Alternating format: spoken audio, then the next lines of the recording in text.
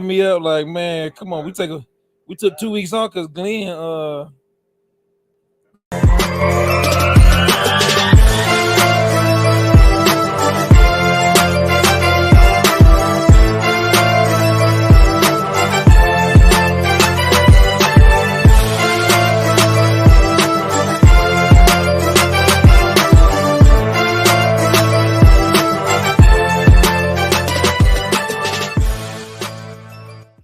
type of money put family first. What's up, folks? We are back again. We're back again. You know how this show goes. Listen, this is real life real estate investing uncensored. I'm already getting clowned by the co-host. He already came for me already. We didn't even press the button and he coming for me already. Man. Hey, but that's how this show go though, and it's all good. This is the real life real estate investing show where we talk about real life real estate situations, where we bring you real life real estate solutions. We got a superstar guest in the house with us today. Man, Kendall, I got a bio for you, man, and I read that joke the other day. I said, man, that joke about this long, man. It ain't much that you haven't done, man.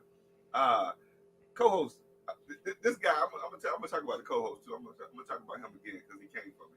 So we gonna handle that in this show. But go ahead and tell the folks who you are. First of all, then we'll introduce. We ain't gonna be out here calling each other co-host. That's first. That's first thing. Say your name. Yeah, God. We ain't been on in 2 weeks because Glenn put his family first.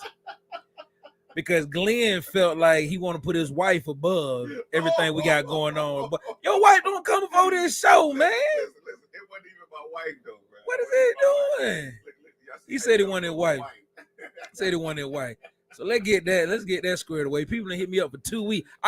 Kendall even showed up last week for the show.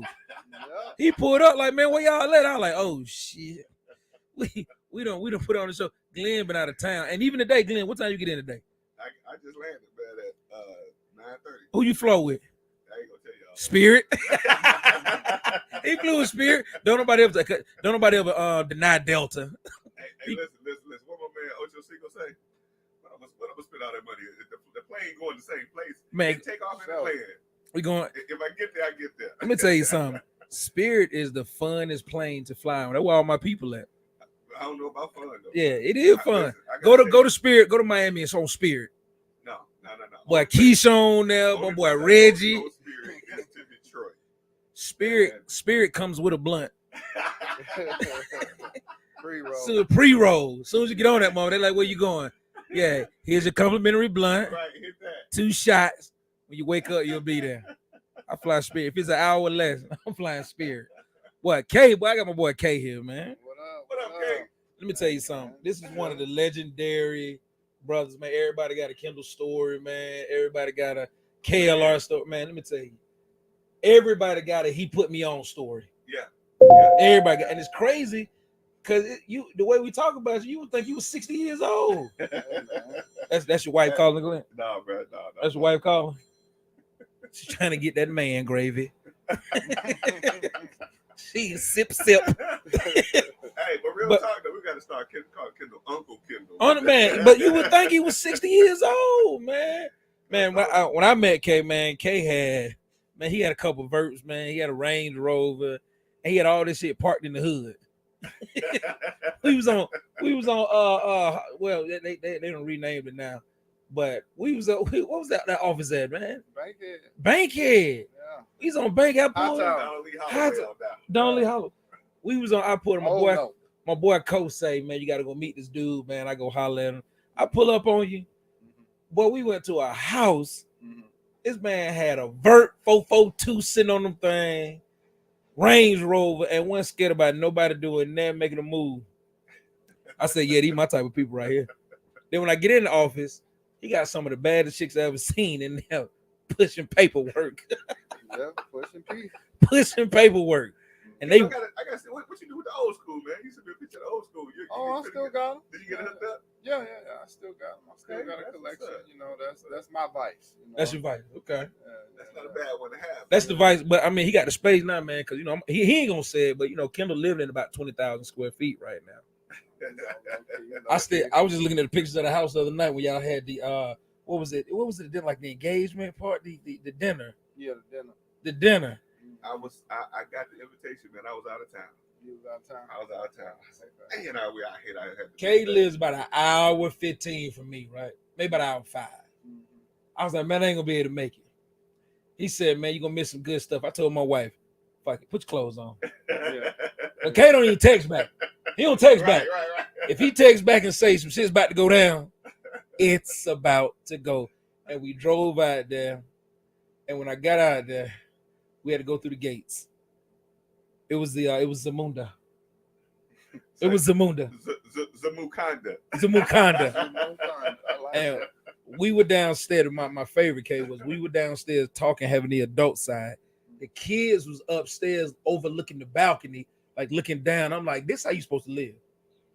The kids are upstairs looking over and like, all right, the parents are good. We're gonna play up here. But I must say, man, that house is amazing, man. I appreciate it, man. Man, that house is amazing, man. It's all for the family. And my boy was gonna give me a heater. Oh yeah. My wife said, you can't take that heater. You should have took it that night. What? Yeah. And I had my pickup truck with me. Oh, you should have threw it in the back. Okay, what got you in the real estate, man? Okay, man, hold on. Let's not. We just not gonna just slide by. He gave you a heater. He offered to give me. I didn't. Now you got to talk about depending on where you're from. Heater might be something different, though. Oh, facts. Yeah. Nah, he gave me that goddamn Glock. He gave me that burner. Nah, he actually gave me one of, when you get older, certain things become important to you. Outdoor heaters. Yeah. Right. You know what I'm saying? Outdoor heaters. He had about 15 of them. 3 of them he had on the side. They were being worked on. Or he didn't light them or something. I said, okay, let me get one, man. He said, go ahead, take that with you. And my wife was like, nah, you can't do that. You can't do that. You don't come to people's house. You don't take heaters. Little behold, it get cold. I said, damn, I should have got that heater. She said, well, call and see if he still got it. I almost called out her name. God damn. But what made you get into real estate? I don't think we actually know the story behind it. Man, I started my entrepreneurial journey as a computer repair specialist. That makes sense. Pretty much. So I was doing that. Out of college, and then I stayed with that for a long time. Like I worked everywhere in the internet information technology field. You name it. So IBM. you had patience. You always had patience. CNN, TBS, Ghost Screen, all these G4s and G5s, all these broker rappers be talking about that guy. I worked there in the computer support. You name it, I did it, man. I worked at about 15 companies in 2 years. So that was fun, That was pre-kids and pre-kids. That was just me. Just me. Before he gave out the man gravy. Oh, for sure. So what happened to me, I remember one time so all the jobs I had were contracting. So I might stay, at IBM for 8 months, over here for 3 months. So I took a full-time gig at MCI WorldCom before they went under. Is that the Alpharetta? Yeah. And Alpharetta. So by that time, I was learning real estate. And what kind of got me intrigued. What year was this? This was like 99, 98, 99. Yeah. So what got me intrigued was Carlton Sheets. A lot of these newbies might not even know who the hell Carlton is. Where I got my start from. Don't nobody know Carlton. You say Carlton Sheets, you tell Zach I owe you on that. Yeah, real talk. So he had a bunch of infomercials, and that kind of got my brain wanting to learn more about this real estate stuff. So luckily for me, I didn't get his course, but I met some people here local, and I bought some people's course that was local to my market. Shout out to Lou Brown. And I learned a lot of information from him, and then that's kind of how I got my start. And then from there it just built on. Then fast forward, it built a niche that I graved out for myself, and that's pre-foreclosures, i.e. specifically short sale. So. Man, when you say you're the king of that, ever since. Man, you are the king of that shit. People don't have the patience. Show the patience. You put it on, man. I'd say probably some of the best houses that I've ever sold has been from Kendall. Really? Probably some of the best houses, because when you get the house, man, you be like, man, I could live in this. For sure. This house still good, man. No matter. They still stay there. Yeah. They still stay there. I don't know what he tell them or what he do, but. And it's crazy because can't none of us duplicate it either. Yeah. None of us duplicate it. Can't nobody go on here and resell what you do because the way you got it set up, it's like, man, that shit too much work. Yeah, it's too much work, man. Like it's too much work. It's too time consuming. It's too time consuming. It's all of that. Worth it. Yeah, it's all of that. But you know, the way in which I teach it to some of my prior students, you know, it's just a system, and it's repeatable. It is, and scalable. When you're working with the same banks and doing the same processes, because pretty much all the banks are the same. The Bank of America, the Wells Fargo's, the process of doing the short sale, you know, for the exclusion of like some of the government loans like FHA, Freddie Mac, Fannie Mae, VA, you know, they have certain criteria that their investors or them themselves, you know, want you to do that you have to do when you're doing the short sale with them. But everybody else is easy. So once you've been doing it for 20 plus years, you know, getting the same responses, the same questions from the banks all the time. They already know your name then. Yeah, it's kind of easy knowing the next step. You know, if they say no to your offer that you've submitted, your initial short sale offer, what to do next. And that's where a lot of people get stumped at. Absolutely. Especially investors in the game. Because there's two sides to the short sale thing. There's you know, you working with real estate agents because a lot of times the banks want these loans to be listed on the market, which is standard. It has to be listed. But there's also, do they let you choose the agent, or do they choose the agent? Of course. I mean, you can choose the agent because it's still the property owner's home. Right. So the homeowner can choose whoever they want to list the home. The bank can't make, oh, you got to go with this agent. Right. They can't do that. Right. You know. You know, the homeowner is still in control as it relates to, you know, picking the real estate agent that they want to work with. But obviously, I work with certain real estate agents that I've been working with for forever. Right. To understand my process. Shout out to the agents. The process of really how to do a short sale the correct way, the productive, expedient way. Right. Now, let me tell you something. Okay, we've all witnessed the process. We've all seen it, man. We see how you move. It's an amazing process. It is, brother. And it's crazy because I could talk to you about a house in February, and then you can come back in a couple of months or so and be like, man, I got that house now. Shout out to Gervy. They go Gervy. Shout out to Gervy. Man, Cal want to say, he put his hand. Oh, what's up, Gervy? Yeah, he was locked in. Let me tell you something. Y'all know Gervy is our light-skinned brother. This is how I know his family. Gervy and Kendall actually got into a real fist fight the last time they saw each other. Oh, Lord. Y'all can subscribe to the YouTube channel to see it. No, that's on World Star. That's on World Star. That's on Real Estate Star. They got into a real fist fight, and now we still do business together. For sure. Because let me tell you something. One thing about Kendall, I don't give a damn. What if you know how to work, do your job? Kendall gonna work with you forever. And Gervy does a damn good job at his job. Yeah. Let me tell you that. I think my wife got a closing today at 3:00. So Gervy, appreciate that. But that's one thing I learned about Kendall. If I call Kendall and I say, Kendall, I need a tree guy, he gonna be a tree guy that know how to move like we move. Yeah. I say, Kendall, I need a painter. He gonna be the type of painter that know how we move. And if I call Kendall and say, man, the painter bullshit, he gonna say, man, hold on, man, let me call him. Yeah. And it's gonna be on. For sure. So that alone in your real estate circle is probably one of the most important things that you need to have, which is that network, the relationships, and people you can call to just be like, hey, man, I got a house, man, that need this right here. Hold on, man, let me make a phone. Can't always make a phone call. That's what's up. You be like, hold on, man, let me make a phone call. And my claim, I had a closing with your K, and you brought the baby to the closing. Oh yeah, man. You know, got a lot. I thought I was the only one. John said you did that. He said, man, Kendall pull up with the kids. Yeah, man. You know, they don't stop nothing, you know. He pulled up with the baby. The hood or something wasn't right. Yeah. He threw the baby and the car seat on his shoulder and said, call me when shit's right. For sure. That sound about right. That sound about Yeah, and I'm sitting at the table. I'm like, well, he definitely makes sense, but is he coming back? Right. We can't do this deal without the guy with the baby. For sure. We can't do this deal. We need the guy with the baby. Let me see. And that deal was a cool deal because I remember it was one of my students. And he made $4,000, man. And he actually put the check in the passenger seat and put like the seatbelt on it. Yeah, that's funny. Yeah, he put the seatbelt on. I never get. And he took his wife to Cancun, and they actually made a baby. She got pregnant early that year and had the baby later on that year. So that tells you what real estate can do for you. Yeah, you can get pregnant doing real estate. Yeah. Man gravy. Hey, but it's just crazy that how that all works. Now, like, how many kids you got? I got 8. 5 girls, 3 boys. 5 girls, 3 boys. What's the ages? Oh shit, man, that's a that'd be the whole story right there. 18, 16, 12, 11. My daughter Phoenix just turned 6. Okay.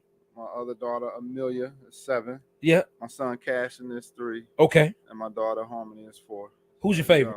All of them. All of them? Yeah. All of them. Can't be. Yeah, all of them. Can't be.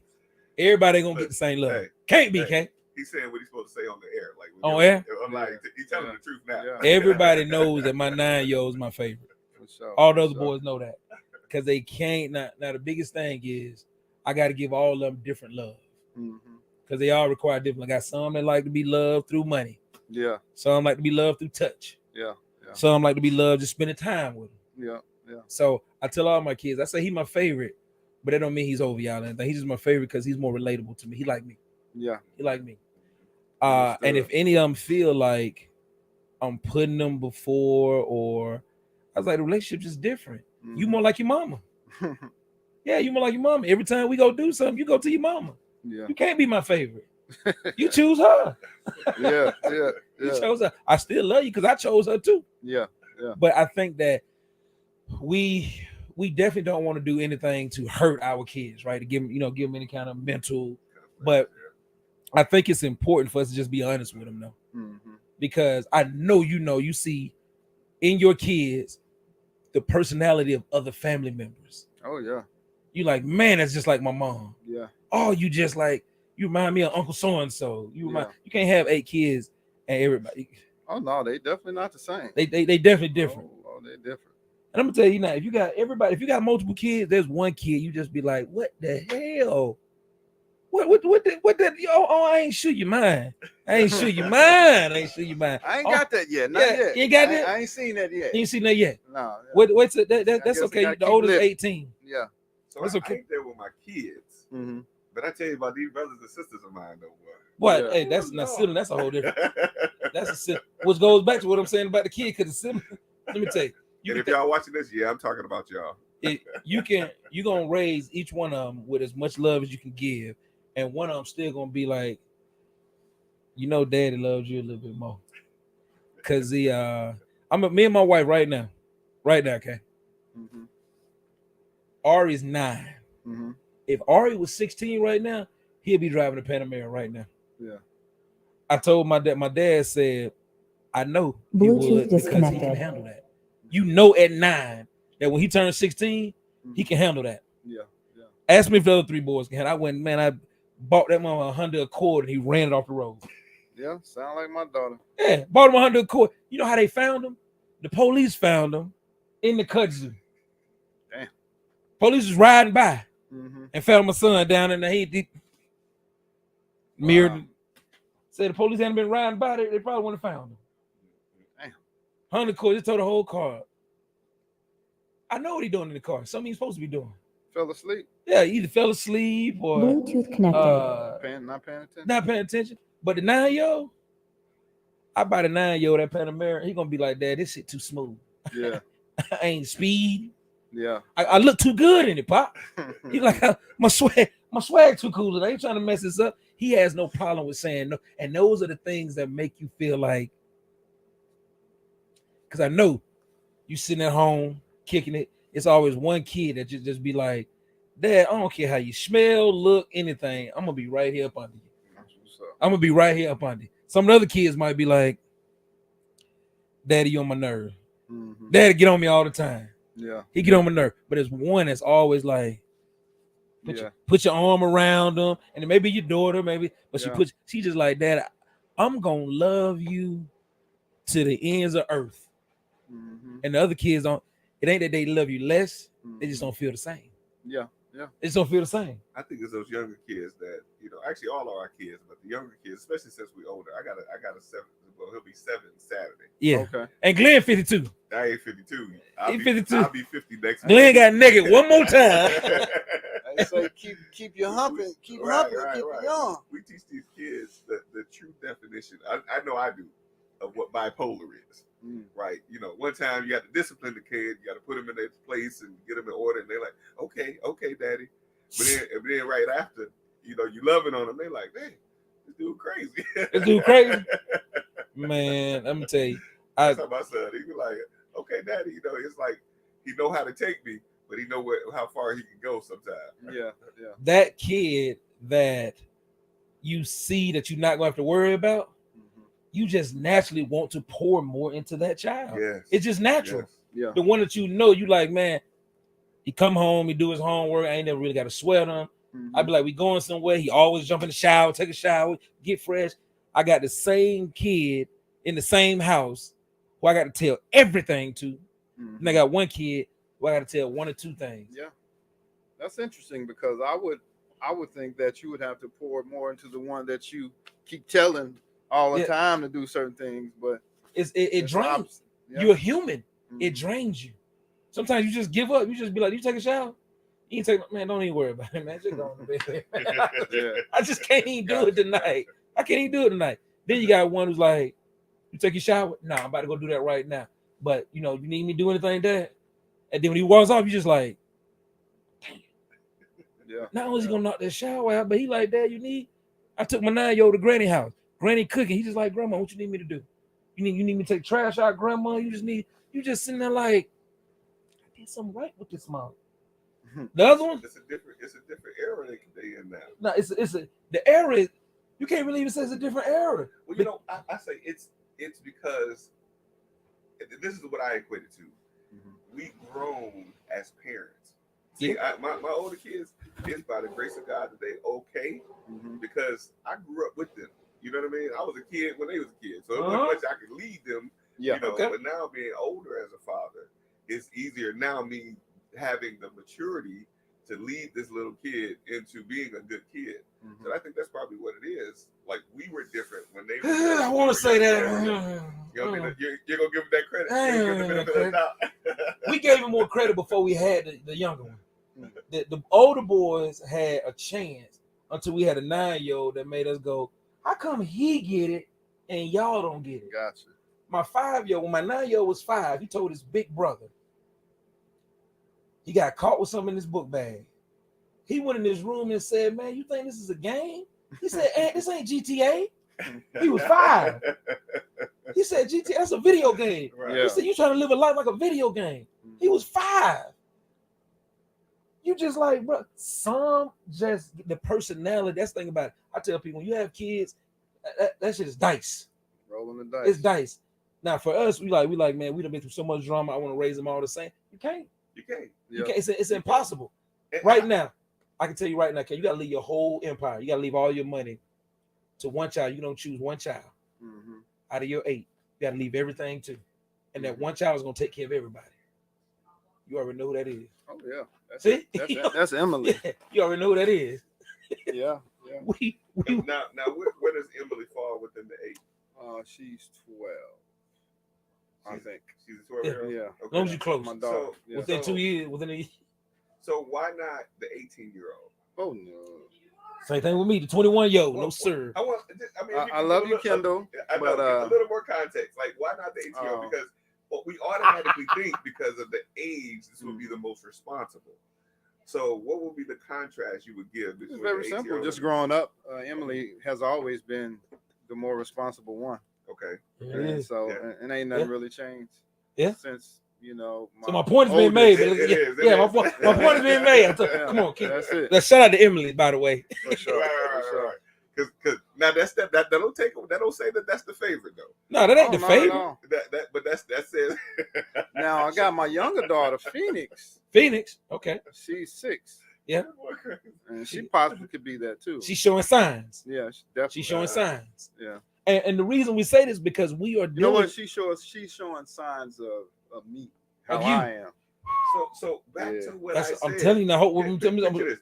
That's your heart there, boy. Yeah. When they start showing signs of you. Yeah.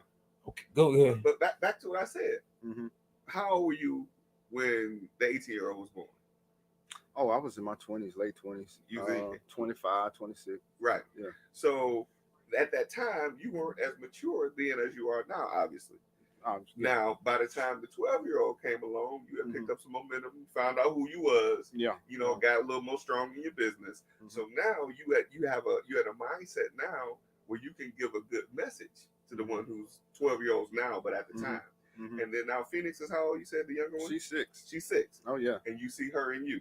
Definitely. Because you are older now. Yeah. And you got a better message to give the younger ones. But how old were you when your oldest was born? 22. I was 22. You was probably Ron D at the time, but you the Ron now. Yeah. Even that, I was married his mom. I do understand that plays a part. Yeah, that plays a part. I do understand that plays resources that play a part. That plays a part. Yeah. All that plays a part. More confidence in who you are. You're more confident in who you are, and you're more stable. And you can now say, I can lead without worrying if I'm going to fall off in my leadership. I think it definitely plays a part. But even if, and I really say with Kendall here, because he has 8, so he's had a few different levels. You've had a few different levels of whether you're going through, because even within those 8, you've been successful for a while. Right. You know what I'm saying? So you got to say, you know what I'm saying? We all been knowing Kendall for 10, 12 years. So if he got, 8 kids, if you just go, when you said the oldest is how old? 18. So let's just go 10 years back. She was 8. Yeah. Kendall's been successful for at least 10 years. Right. Yeah. You know what I'm saying? He's been successful for at least 12 years. Yeah. You know what I'm saying? So even if you go back to his first child being 6, he's had some money, influence, cars, houses, right. things like that. Yeah. So we ain't even talking about like a 50-year-old man or a 60-year-old guy. Right. We talking about a guy who's actually had, and for him to even be that successful, he's been through some stuff already. Absolutely. He's been through some stuff. Yeah. So he had a lot to pour into his kids, even back then. Now, does he have more now? Absolutely. Yeah. And absolutely. And the good thing about struggle was different then too. And the struggle was different. Yeah. Oh yeah. But he's seen at least two economical struggles. Oh yeah. Since then, at least 2. Definitely. With kids, that's it, certifies you right there. Yeah. And the good thing about having so many kids as such as I do, they're sponges from each other. So like my daughter Phoenix, she learned from everybody. She see how everybody that plays a big part too. That helped Phoenix her out. is the chess player. Oh yeah. That's that key. That's that big ass wooden key out there. Yeah. But that's what it is. But even because I asked that question because we were facing that question. My wife and I had to do our assets. And they was like, okay, who you want to put in the trust? And we like, who do we trust? And I couldn't think about it. So I called her up. I said, who do we trust? Me and her both at the same time. I was like, Ari. Yeah. We was like, tie everything up until he's 18. Yeah. And we trust him at 18. We trust him at 9 to make a decision at 18 for everybody. Because we know that at 18, a lawyer can't even just tell him anything. Like he would just be like, nah, my dad said, this house should move like this. Yeah. This happened like this.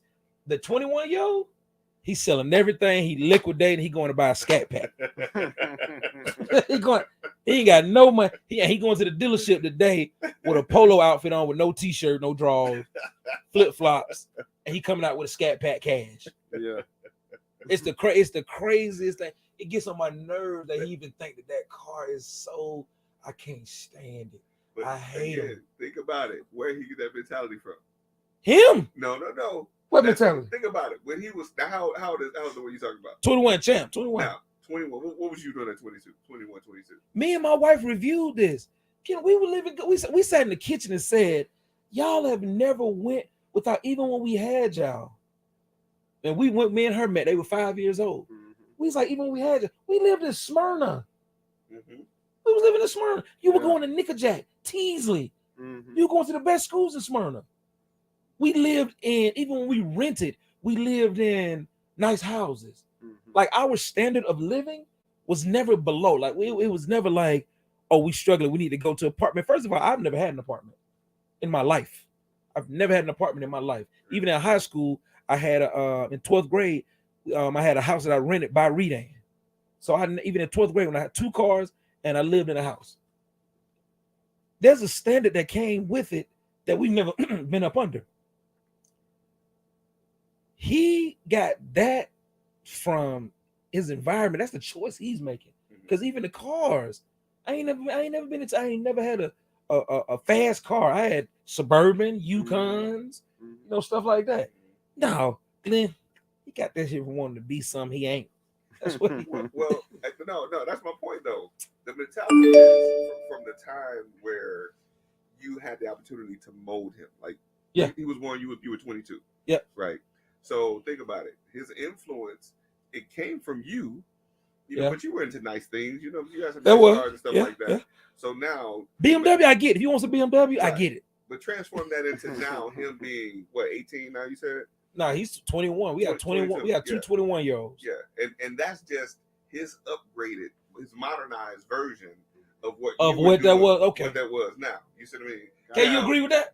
I agree with that. You agree with that? Yeah. Because think about it. You didn't have the knowledge of money when he was born that you have now. Okay. You see what I mean? So he didn't get that consistent now understanding like Ari gets it.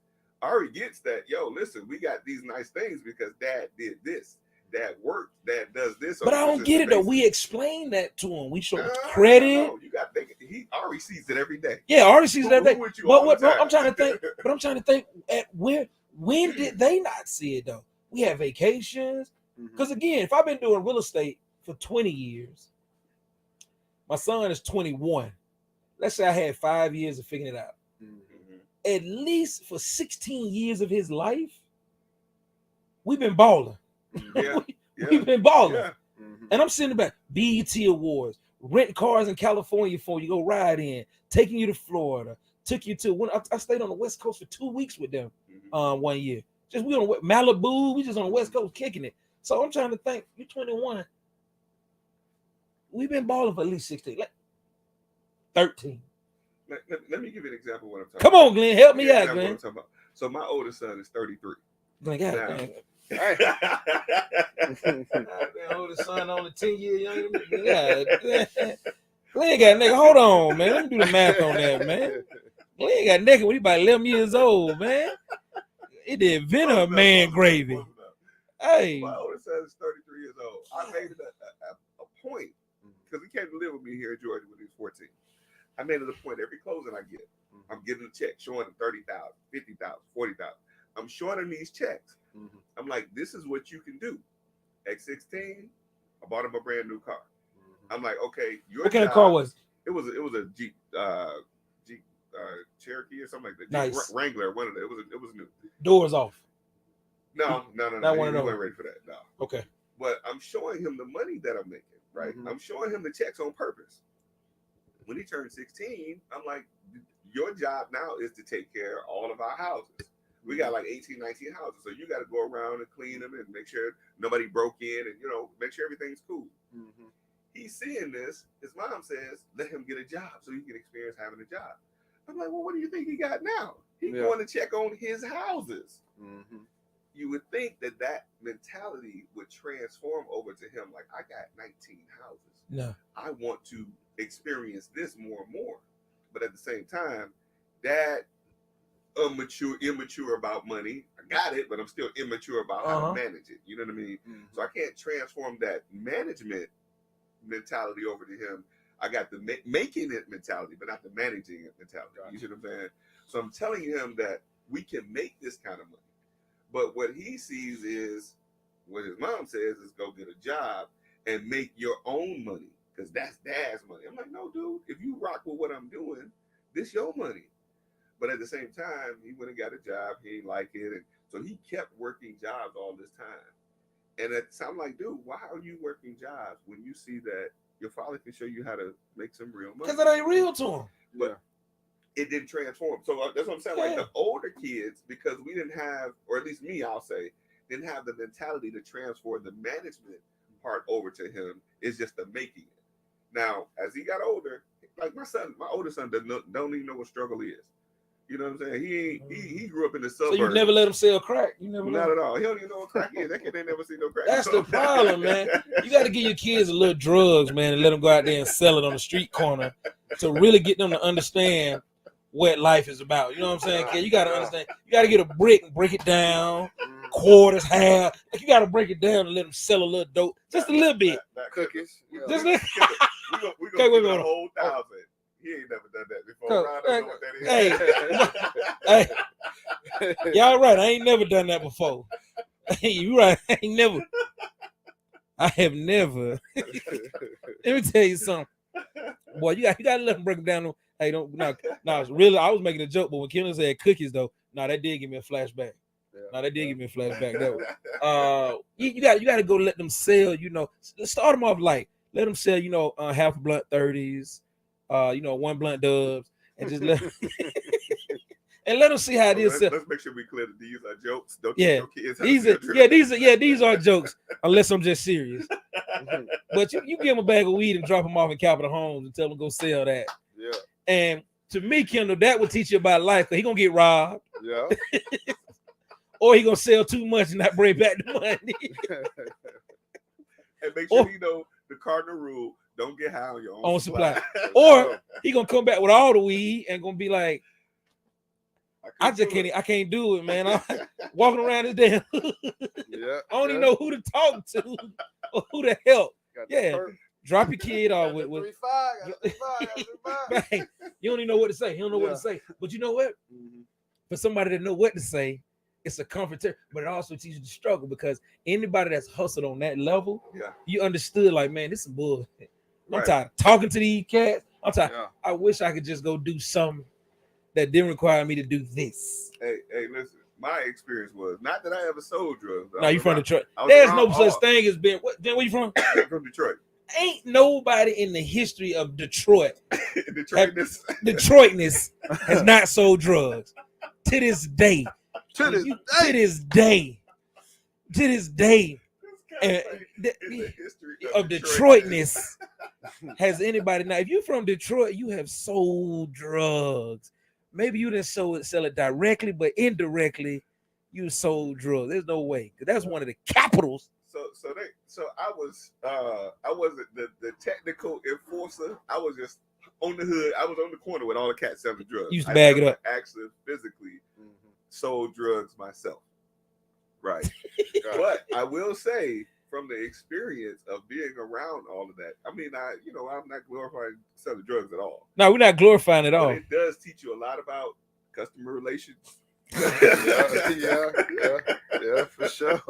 Let me tell you something. Selling drugs and running a studio, you gotta same thing. Count quick. boy, let me tell you. And so back to the real estate side of things. Okay, you got your empire. Mm-hmm. You gonna leave it to Emily. Definitely leave it to Emily. Phoenix coming.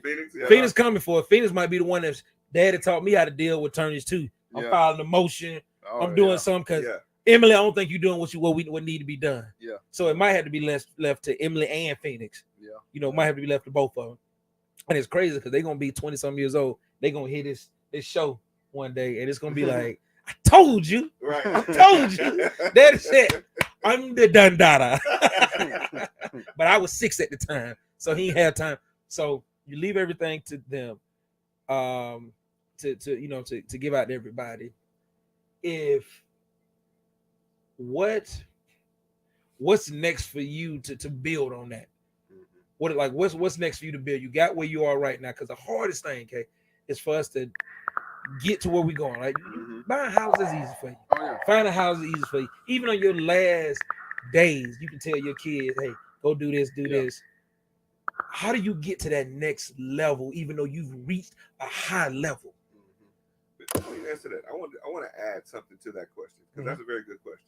Sure is. What is, in order to talk about the next level, what is it that you're teaching your children now for them to understand the transition to the next level? Like the 18-year-old, I don't know what the 18-year-old's name is, Kendall. Kendall, her name is Kendall as well. So Now you said Kendall ain't gonna be the one that no, not at all. No. Put her in the pool with my two oldest, boy. So, yeah.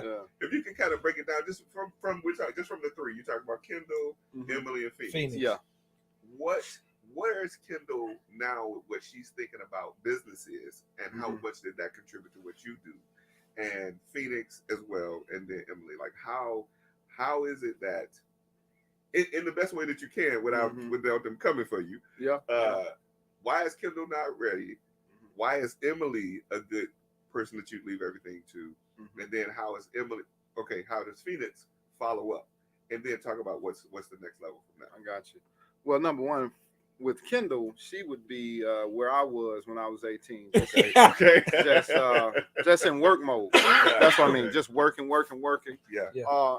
Quite doesn't have the business savvy or acumen, knowing of how to, keep the money or what to do with money that she gets right now. So for my daughter Kendall right now, she's just in the work mode. So for Emily, I would have to say she's been groomed from day one. Under the tutelage of me, seeing me, because she was one of the kids that would come to the closing. So she's seen it. Kendall was too, but Emily more wanted so. to come. Yeah. I would say if I had to guess, Emily was like, "You got to close in today. I'm trying to roll." Yeah. No, it's just I had to take them. You just had to take them. Okay. Yeah, I had to take them. But even when she got older, did she still want to go? Or no. No. Okay.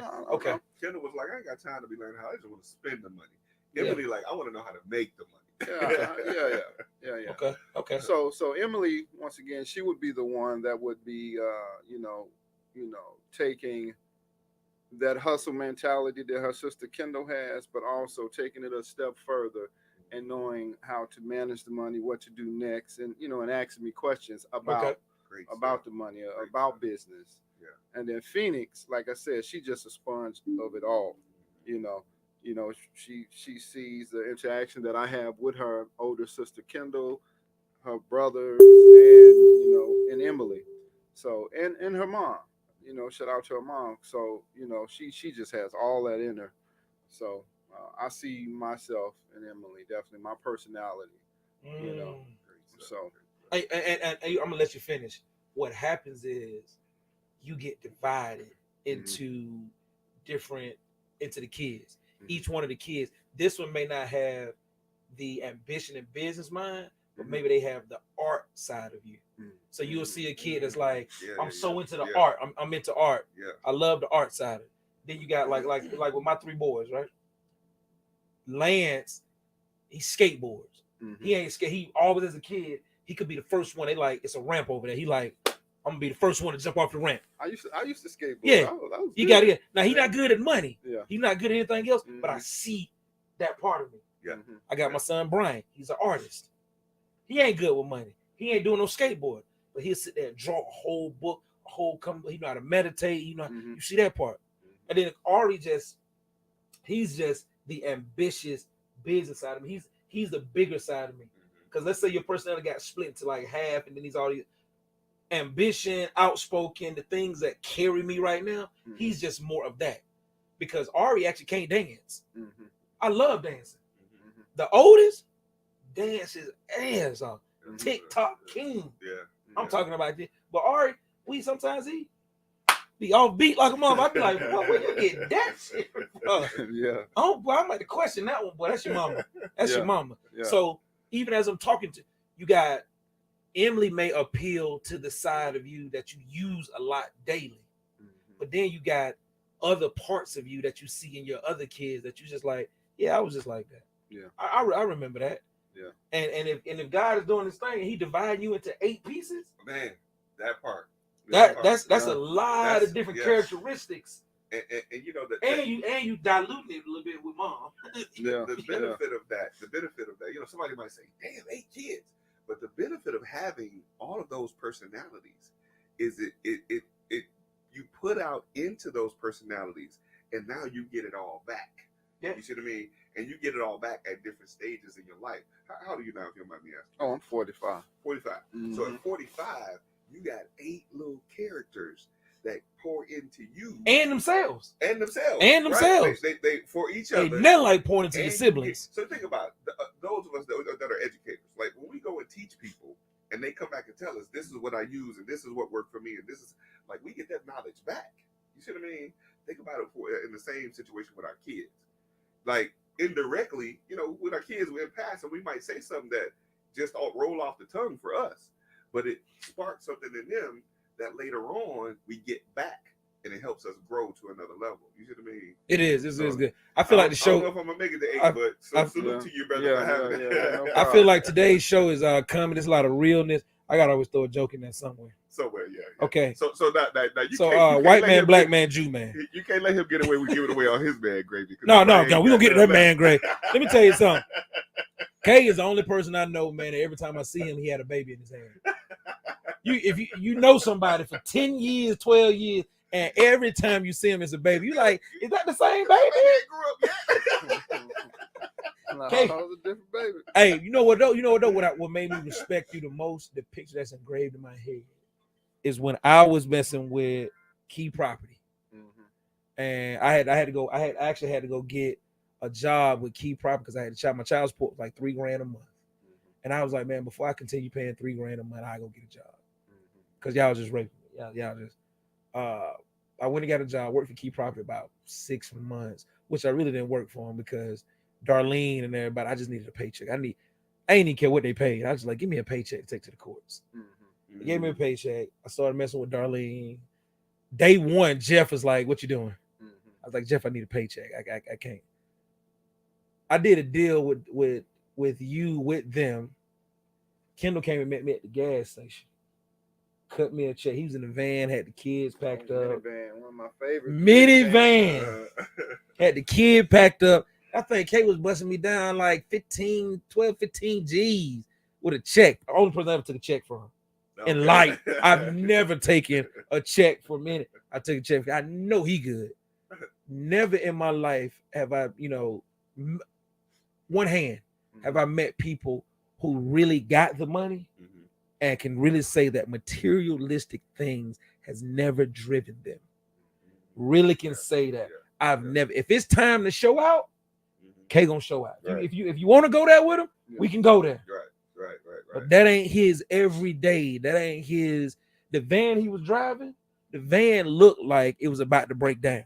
Oh, yeah. It wasn't running like it was about to break down, but you can tell it was just basic. He was just like, I don't need the newest van. And his lady sitting in the passenger seat, like, we about to ride to, where were your dad? You was about to go see your dad? Yeah, somewhere. Going up northwest.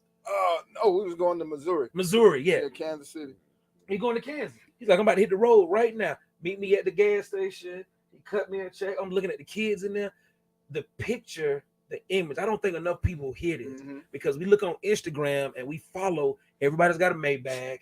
Everybody's got, a ghost, and everybody's got all this. But people, they gonna pass up your page because you giving them real information.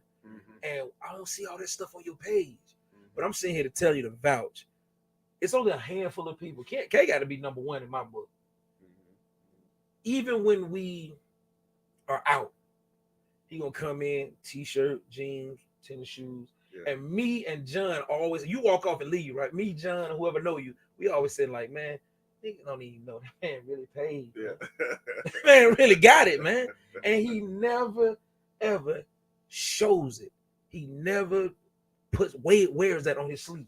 He does, but people can't see it though. Where's it at? Where is it? He said, I got 8 kids.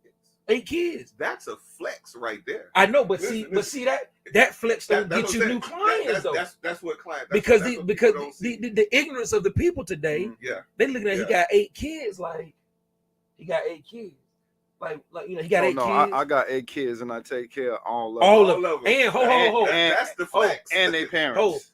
And your lady, and their mamas. And your lady got what, 2? Yeah, she got 2. Yeah, so she got 3. She got 3. So it's 11. It was 11 piece. Yeah, it's an 11 piece. Well, we got one together. You got one together. So okay, so 10. Yeah, 10. So 10. So you got 10 kids. That is what should be important. That was my point. Yeah. That you should be able to post that on Instagram, and people be like, boom, that's who I want to follow. Yeah. That's the guy that made it through this economy, took care of his kids, live the way he lived, does the way he is giving out information, how do you even mentally stay consistent? That should be the flex. Because he ain't worried about whether or not the lights will be on. Yeah. And how do you do that? He ain't worried about them babies eating. Okay, you got cats out here got one child. Mm-hmm. I actually just went to court. With a guy who signed up for a class. He wanted to try to sue me to get his money back for clay. He felt like I didn't teach him. 100. Okay. All right. Judge threw it out. Judge is like, this BS. This man he's showing you day one, he showed you this, he did this, he did this. He fulfilled his side of the contract. You know what the dude told me? Man, you trying to get over on me, man. You come from you got a two income household. I said, man, I looked at the brother and said, man, that's so sad. It's sad that as a black man, you feel like because me and my wife are together, it's a two income. You feel less because you don't have a wife or you don't have somebody to help you take care of.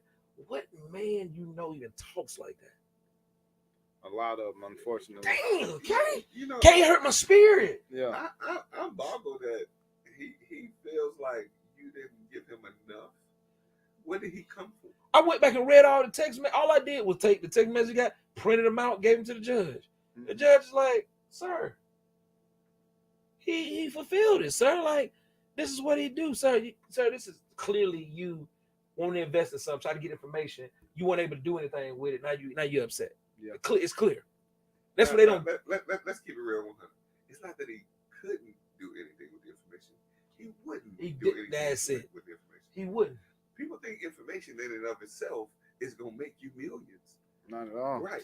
And that old saying, I grew up with it, and we all heard it before. Knowledge is power. You can know how to flip the world upside down. You can know how to do it, but if you don't do it, you don't implement the stuff that you do. Let me tell you something. If you don't take action, knowledge in and of itself. That shit like losing weight. Exactly. Everybody know how to lose weight. 90% of the country overweight. Right.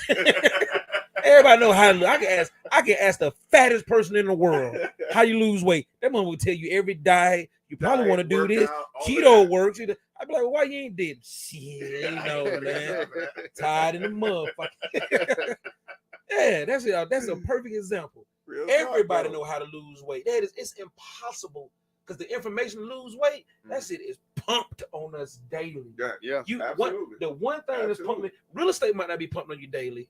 It is. Insurance might not be pumped on you daily. Health and beauty. But health and beauty, yes, that shit is a slap in the face. That's millions and billions of dollars. Billions, trillions. What's that? A billion? What's that? Is it zillion or trillion? Trillion. Yeah. That's like I get my weight up. So I ain't dreaming big enough because I ain't even know what was after a billion. That's gonna be. Is it zillion or trillion? It's trillion. That's a problem you want to have is not knowing how much money you got. Yeah. So after billion is trillion. Trillion. Yeah. There's zillion. Is it zillion? I don't know. If you know Is it zillion? We gotta Google. We'll ask Elon and what you call it? Because them mom about to touch it. I swear $1 million ain't even cool no more. As soon as I hear somebody say you making $1 million, I'd be like, bro. Right. That ain't that. Millions ain't cool no more. You go to Miami, it's young. He's 22 years old. Somebody he made $800,000 last month. Yeah. You like, bro. 22. I watched the video. 22 years old, making $100, $100K a month. 100K, yeah. 22. Yeah. Doing what? Yeah. Hey, online digital space. Man, online digital stuff. Yeah. Say online digital. Got that scam down. All that. Got that scam. That scamming digital now, boy. That scamming real now, boy. There's a documentary on Netflix that talk about in other countries how all they do is scam America. Like it's a whole business. Guy got a whole lifestyle. He's from America. He lives in another country, and they have. When I say scamming, I'm talking about scamming over there is a Fortune 500 company. There's a building where they actually hold interviews to teach you how to do this because their laws are not the same over there. Wow. And they tell you they send one of the reporters from over here from CNN or something went over there. And they holding interviews. They like, if you do this right in 6 months, you'll be a millionaire. But they actually have teams that are training people how to scam people in America. And he's like, the guy's over there on the boat. He's like, I can never go back to the States because there's too many warrants for me in the States. But he on his boat. Chilling, like hitting the waters. And he's like, I own that building right there. That building is 17 floors. All of it is scamming. Damn. It's a documentary on Netflix? It's a documentary on Netflix. I gotta find it. My wife put me onto it, but what trips you out is And it ain't just, he like, yeah, he's on the boat. He said all those buildings are companies. All those buildings are scams. Crazy. It's 20, 30 floors of people. Yeah. Yeah. But you know, here's the thing though. If you use a portion of the creativity that you use scamming people. That's too hard, Glenn. That's too hard, Glenn. And I say that all the damn time. That's too hard, Glenn. The energy that you put into trying to scam some think shit about how smart cats gotta be to manipulate something in a space where it's gonna make them some money. Glenn, I'm doing it right, and they still won't take me to court, Glenn. Well, hey, Glenn. But see, even in that though, Glenn, you'd have been to court, and you the pastor. I've been to court. And you the pastor. I had a guy. Glenn, let's just go ahead. This guy paid me $5,000. This is about 5-10 years ago. I can't remember. Yeah. $5,000. I came and I told him everything that he was doing wrong. He got mad at me, bro. He got mad at me. And he was working with a company that makes you pay. Name? I ain't gonna say the company.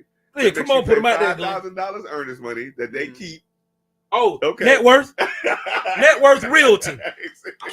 Kevin Love. Kevin Love. Net Worth Realty.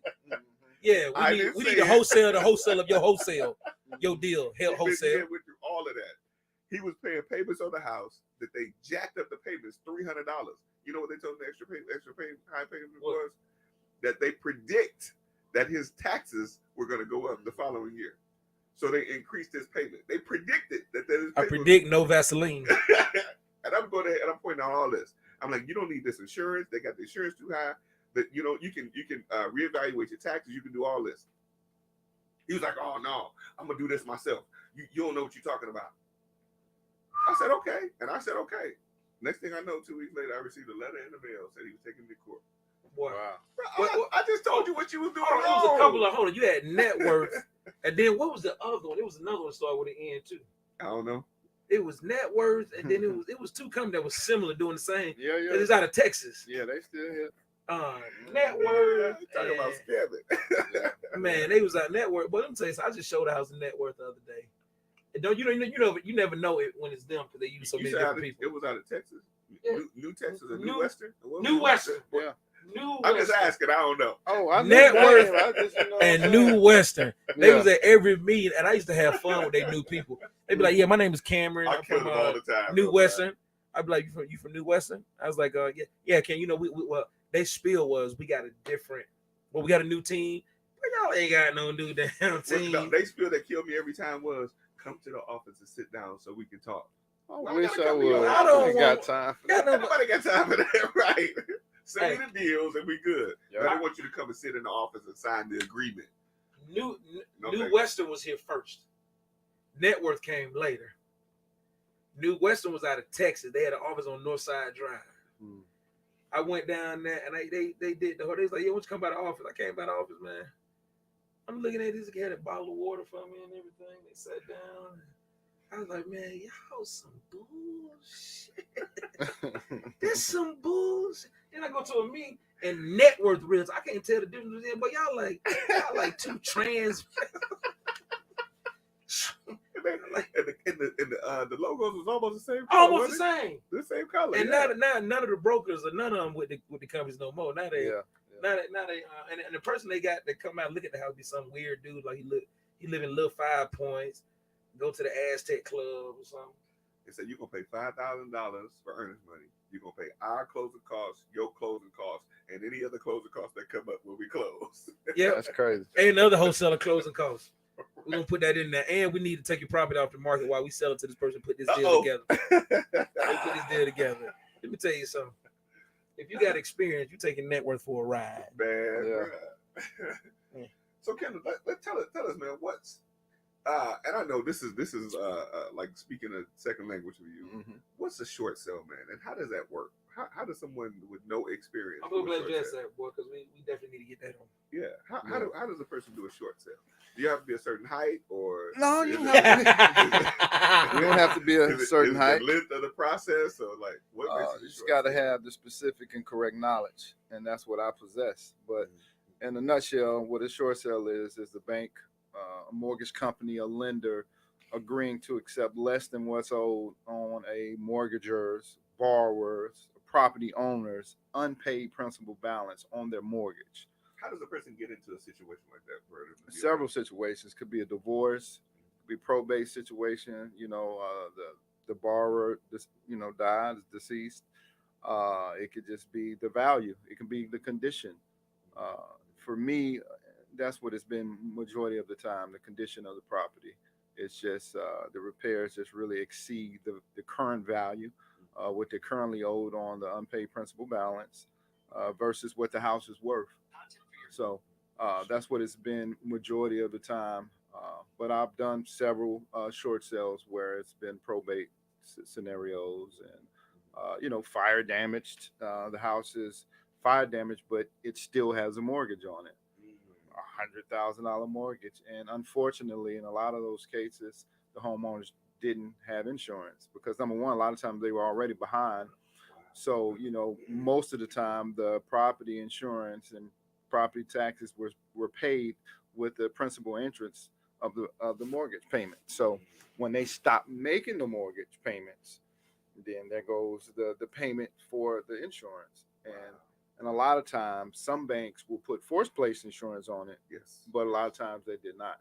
Okay. So I got both scenarios where, that happened. But in a nutshell, it's the bank agreeing to accept less than what a person owed based on the condition, based on the current comparables of a particular property. Ooh. Break that down, bro. It's funny because a lot of banks, man, will try to service that or do something. They got so many programs now, so many things they want to help you out, help you do. Yeah. With now they like, oh man, we see you get behind, man. We want to, help you out with this. Oh yeah, they'll first thing they'll try to do a loan modification. Yeah. Forbearance. Yeah. Whereas forbearances they'll put it on the back. Or sometimes a loan modification is also similar to a forbearance. And it's crazy because they pass them out now. The loan modification used to be a whole process. And it took a long time. Now but I do still believe and I do know that to do a loan modification now, you still have a lot of people thought it was, okay, I'm gonna apply for this loan modification. I don't only make X amount per month, and they're gonna base the loan modified payment amount on my income, and that's not the case. So a lot of people will get denied. You still have to show and prove to them that you can afford the modified payment. And I tell a lot of clients, I say, hey, look, your mortgage payment is $1,200 now, but when you modify, you haven't paid in 2 years. When you modify, it's going to be $1,600. So if you want to stay in this house, you got to show and prove to the bank that you're able to pay $1,600. They're not going to just reduce it to fit your income. Yeah, trying to get it down to $900. That was a misconception for a lot of people. Just modify. They like, just modify. Talk about what happened during COVID when those situations came up. Because a lot of people went that route. Yeah. Well, fortunately for a lot of customers, a lot of borrowers, a lot of homeowners, COVID happened and that helped a lot of people because, they didn't foreclose on. Right. But now, fast forward, to 3 years later, a lot of that stuff is coming into fruition. A lot of those deals, a lot of those modified loans, people still can't pay. Wow. So eventually they're going to be on the short sale chopping blocks or my pre-foreclosure chopping blocks or foreclosed on if they don't call me or get to me. Real talk. Damn. So it's happening. I'm seeing it as clear as day, man. I got homeowners here recently. I got a deal I did with Wells Fargo. My client, she had 2 mortgages. She had a first and she had a home equity, but she was just done with the house. She had a tenant that I believe he hadn't paid in like 5 years. So she literally gave me the house, deeded me the house, signed it over to me. And it took me about 6 months to evict this guy out of the house because the courts were so backed up from COVID. Right. That was real. Evictions that they're now processing. So luckily for me, though, the time worked out because as I was going through the short sale process, now mind you, I made the bank an offer of $5,000. And they didn't say no. They just didn't say anything. Right. Lo and behold, they mailed a letter. Wells Fargo mailed a letter in writing saying, we're releasing the lien on the house. Boom. So not only I was prepared to pay $20,000. Right. So I made an offer of $5,000. I would have topped out at $20,000. They just released the lien on the first mortgage. They just give it up. Yeah. So now I have a house. I don't have a first mortgage, but she did have a home equity line, but it's only like $6,000. Yeah. And I'm just gonna pay that off when I sell it. Wow. So now I got a house with no first mortgage, with a lien amount of $6,000. It might even be $5,000 with Wells Fargo, and actually I got it listed for $99,000 right now. Wow. Just to see if I can get some. But if not, I'm just gonna rehab it, put 40, 50 into it, and sell it for $210. Keep it moving. Wow. So that's why I love short sales. That be that shit. That be the shit I be talking about, man. I be actually mad at Kendall about them deals, man. Because his patience. You know what? His patience. Don't hate the player, hate the game. Man, I'm hating both, man. Somebody gotta hate, man. Somebody gotta hate Kendall with. Let me tell you something. Well, hate so I can be great. Bro, do that. Somebody gotta hate, man. Somebody gotta hate, man. I hate that. Let me tell you something. I went to Kendall's house, man. When I pulled up to it, right, I was in the backyard. I looked up to the left. I said, man, the neighbors seem like they kind of close, man. Like they ain't too close, but they seem like kind of close. I said, man, let me go show you the apartment out. My apartment over the garage. He take me around back. That ain't the neighbor house. That's his goddamn garage. Because the way it look, you can't really see over there from the back side of the house, right? I'm looking over there. I'm like, there's a neighbor, but it's lit over there. Yeah. But it's far enough away to where you like, I'm thinking that's the neighbor house. The neighbor house. I'm like, the neighbor house, it ain't close, but I'm like, it's a little past. He said, no, let me take you to the apartment over the garage. That's my spare house. Hey, we get over there. In my backyard spare house. We get over there. And then what's the dude that's staying in the apartment? Your groundskeeper. Oh, Bo. Bo. Yeah. I told my wife, I said, babe, Kendall got Bo staying in the apartment over the house. She said, babe, we need to get a Bo. I said, we gotta get a Bo. I need to build me a spot, man, on the top so I can get. My wife, she want the security, she want the driver, she want all that stuff. I keep telling her, boy, I thought we was going the other way with less. Yeah. You want more. She's like, we gotta get this shit. She said, baby, we need to build a garage, get Bo to stay over there. She wants somebody to stand on the ground so we can just do shit all day long. But Bo get it done. Yeah, Bo walking around the property like, hey. Bo with me. He been with me over 20. Yeah. Wow. Working for me. Living good over the apartment. Not living with me. I mean, he stays in Atlanta, but when he works for me, I allow him, to stay. Go up there. Because he don't drive. The good ones don't drive. The good ones don't drive. Right. Yeah. Wow. He 52. Ain't never had a license, but he got major tickets. Wow. That's my guy, though. You taking him around to your place? I'll drop him off, come back 8 hours. He's all done. Oh, yeah. Cool. Let me tell you something. My granddad used to call him. Everybody does need a Bo. My granddad used to call him the boy. Yeah. He used to call him the boy. He always had somebody rolling with him on the truck that way. Mm-hmm. And we stopped by here. He gonna get all this done. Hell yeah. Case in point, last night, my work truck, man, my daily driver went out, transmission. So shit, we went to my shop in Lithonia. We just took the transmission out. Shit, me and him. You said you went to your shop? Yeah. Hold on. We were just slide by that one. Say it again, though, bro. Whose shop you went to? Oh my, I built a shop on one of my other properties because I just hated taking my stuff to people's shop. They just take too long, steal your shit.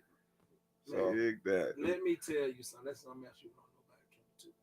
Kendall will sell a house, make $100,000, and go drop a transmission.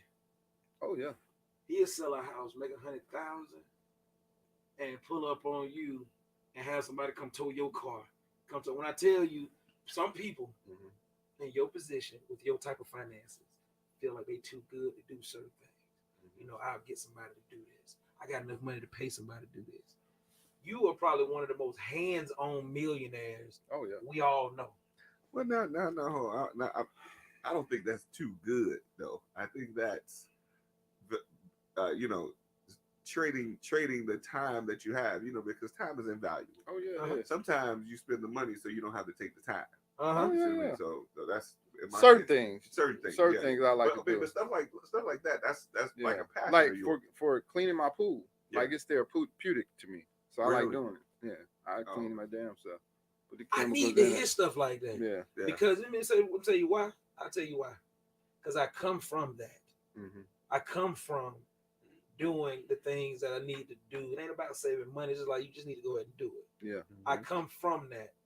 And sometimes in our success, we question whether we should be doing this right now, or if the person that we're going, the success we going after, those people should be doing this or could be doing this. When in fact you're doing it because you're just true to it. You just like, man, I ain't gonna never. I'm never gonna let what I have or what I don't have interrupt or who I am and what I should do. Yeah. If I should, if I tell Kay right now we got to close, man, we just made $1 million. I'm like, I need somebody to tow my car. You like, boy, I got you. Boy, shit. We need to call Eric, call Bo. Yeah. Bo, yeah, come get the car. Yeah. I'm like, hey, what we doing? No, I'm sitting chill with you, man. To the come get the car. Yeah. Yeah. Other people would be more like, maybe I give you some money to tow your car, or man, you need to just go handle that, man. I'm about to go over here and have a drink and party and do some shit. You ain't never been that type of dude, man. No, not at all. You always, and we always trip out because of the way you present yourself. We all like, if you know this guy, this man got the resources to have, do, be, whatever. I pulled up on KK, like, yeah, I just bought this building. He's just like, yeah, I just closed on, just bought this building, man.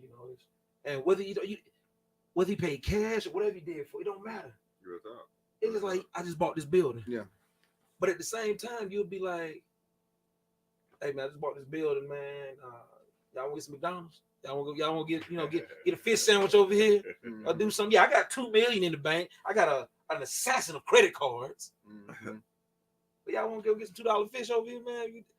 We get away from that so much because I really think it's because we're looking online all day long at all these different people who are having success, and we think that even when we're not on the camera, we should be doing what they're doing. Yeah.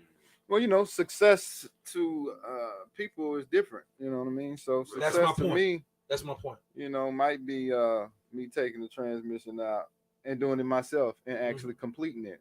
And not spending $3,000 for somebody else to do it. That's success. And now that's what I was trying to get to. The real deal of that though is having the leisurely time to know that you got time to do that. Yeah. Where you're not missing any money or missing any opportunities. Yeah. Because you're in a position where financially you can take your time doing something. I'm gonna take that another further. There's a show on Netflix called How to Get Rich. Yes. And what is your rich life, right? I think more. I agree with what you're saying, Glenn. I agree with what you're saying, but I think more than anything, what I found out is that transmission plays a part in your peace of mind. Yeah. So you can't lose money when you do stuff like that gives you a peace of mind. Absolutely. It can't lose money. So if there was an opportunity, it wasn't even important during that time because what's important is this transmission I'm dropping, this cleaning my pool. Like in that moment, I'm up here, so that I can be here. That's it. That's the biggest thing. And even if you didn't have money, you still would need to do something that was equivalent to the transmission, the pool. If you didn't have a pool, maybe it was, cutting grass. I'm gonna cut the grass in my property. That's another thing too. He always keeps lawn equipment. Yeah. He always got some lawn equipment, boy. He cutting grass at the property. But in the same vein that you're talking about though, just to that, the difference is, and we're talking about mindset. I'm big on this mindset. Money and anything is a mindset. Absolutely. When you're in a space where you're dropping a transmission to clean the pool, or whatever you want to call it, cutting the grass. Some people, that's what they do to pay bills, right? And somebody might have heard you say, instead of paying $3,000, I'll do it myself. And that $3,000 is not just a savings for you.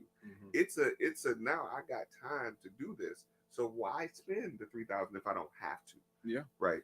And the mindset of that is you have, again, the leisure time to be able to afford that. Whereas somebody else dropping that transmission, all they thinking about is, I got to drop this transmission because I want to save money or I got to do this to pay my bills. But that's not where you are from a mindset. It could just be, for me, it could just be like my Friday or Saturday night hanging out with the boys. Exactly. Exactly. I got a 6-pack of Stella. And Real we talk. drinking, we dropping transmission and shit. Going home. Yeah. And then it can be a teachable moment for my boys. You know, sometimes I let them, be with me when I'm working on the cars and stuff. Yeah. And, specifically my old school cars because, I don't let nobody work on my shit. But that's what's Bluetooth disconnected. Do that. Yeah. Or, unless it's something I don't know how to do or don't want to do. Right. So, I'm definitely with you when it relates to MWAs, minimum wage activities. Absolutely. I don't like doing those either. But things like this, what I'm speaking about specifically is definitely, I guess that's what it is. Therapeutic peace of mind. It's a peace of mind. It's therapeutic because I've seen you in action. Yeah. Pulling trailers, hooking up the it's funny, man, because you got a blue collar and a white collar side of you. You wear both collars.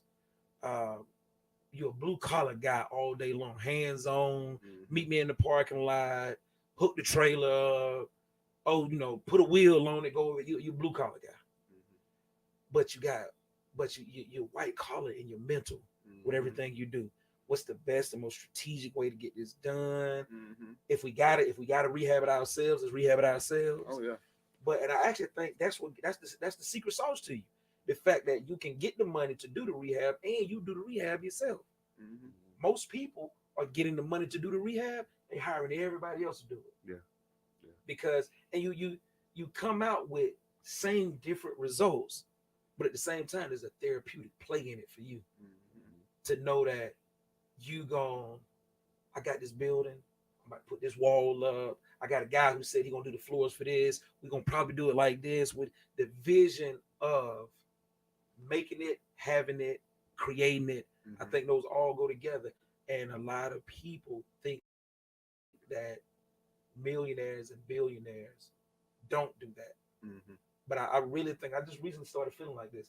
Todd, Candace's husband, he was talking about his rental property. He had to go clean one of his rental property himself. He was like, sometimes you just got to do this shit yourself. He's like, the tenant just left trash. And I don't have anybody I can call right now. They can just, I'm here. I'm here. Yeah. Black bag. Yeah. Throw this in. Then hop in my $150,000 event. You know what I'm saying? But you got to do it. I don't think we see enough of that. I don't think we teach enough of that. I don't think people get to see, Kendall close on a deal, make the check, and then go, drop a transmission or do his own, I don't think we speak of that enough. What are your rich moments? Has nothing to do with money. And just some of that, and I hear what you're saying about not speaking enough of that. But I think most of what we teach and what we do is teaching people about time freedom, right? Someone with a different mindset might not see dropping a transmission as time freedom because they figure that's, again, an obligation. But, for somebody like Kendall, it is time freedom to be able to have the time to do that. You see what I mean? So, again, you got to look at the mindset of the different people where we're talking about and look at the perspective in which they would receive even the teaching of freedom and time freedom. What people miss, most of what we teach, if they listen to it, and if they have the right mindset, again, money ain't a thing, it's a mindset. What we teach is not really about money. It ain't. No, it's not. It's about freedom. It's about having the enough financial astuteness to be able to say, I'll do it if I feel like it. I do it if I don't feel like I want. You know what, Glenn? I'm gonna say this. What's the song, Mr. Window? My dad broke that song down to me years ago. The song Mr. Window? Mr. Window. Yeah. Mr. Window. Right. Yeah. The whole song is about a guy who's a bum, but he's free. It's free. He's Absolutely. free. Absolutely. He's not tied into any. Yeah. From that day forward, I explain to my son, the people living under the bridge, they live in circumstances ain't the best. But they free, okay? Yeah. They free from the things that actually drive us every day because we have to get them done. The accountability, they're free from it. And not saying it's good, but he's free. They was like, he wakes up when he wants to wake up. He eats when he wants to eat. He does. Shout out, my bad. Shout out to Tim Harvey. He said freedom is different to everybody. It is. I'm gonna give you this to run with that. What you're talking about? Think about snowfall. Oh, do you think that was the part they all missed? I caught it. When he said Leon said, I'll pay for the house. I got the money. He said, I can put you back on. I got money to put you back on. Yep. He said, Leon, no. I'm free. I'm free from looking over my shoulders. I'm free from looking. I'm free. I'd rather live out here like this. Yeah. Free than to have all that shit back. People miss that part. People's like, oh man, why he didn't take the building, man? He could have did this. He could have did that. Any drug dealer that made money and is still alive right now would tell you they probably enjoying the hell out of what they're doing right now. I'm gonna give you one more nugget. I'm gonna let Kendall take us home. What people miss is, first of all, freedom ain't always free. It ain't never been free. Yeah. You see what I mean? Freedom ain't free. You got to work your butt off to get to freedom.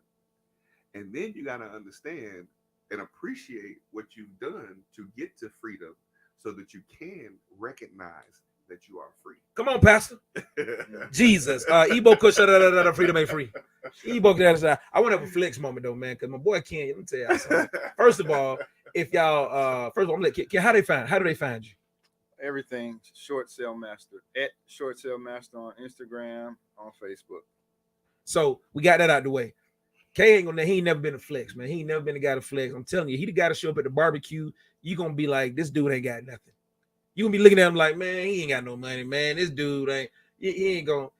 You go spend 24 hours with him, you're gonna be like, God damn. If you misjudge that. If you can see his peace of mind, his peace of mind is a flex. That's what they missed. Okay, they miss your peace of mind, yes, because people will come off of K. They think K rude.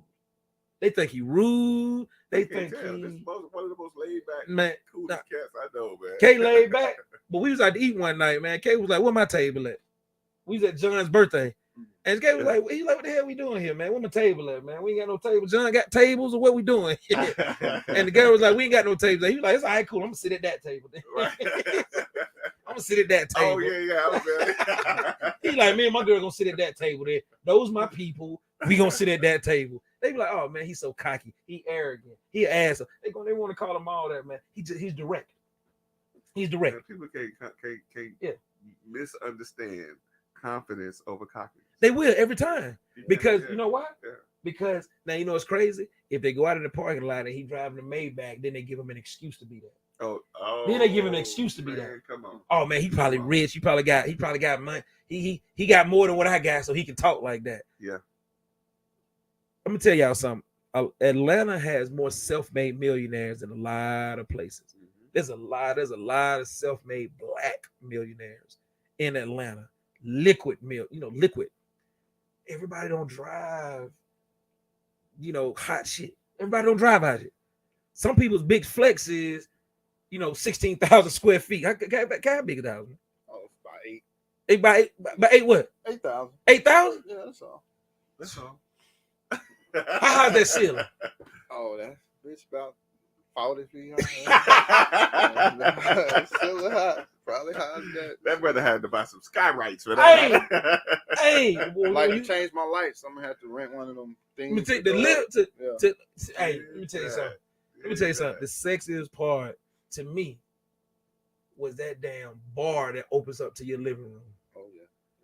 He got a bar that opens up to the living room. When next time we come to your house, kid? We gotta throw something. We gotta do. Hey, something. Let me tell you something. Gotta have y'all out there. Man, let me tell you something. I missed the first one. I won't miss the next one. The house is sexy when you walk up, and as you walk up, people outside, cars are lined up, people outside telling you which way to go.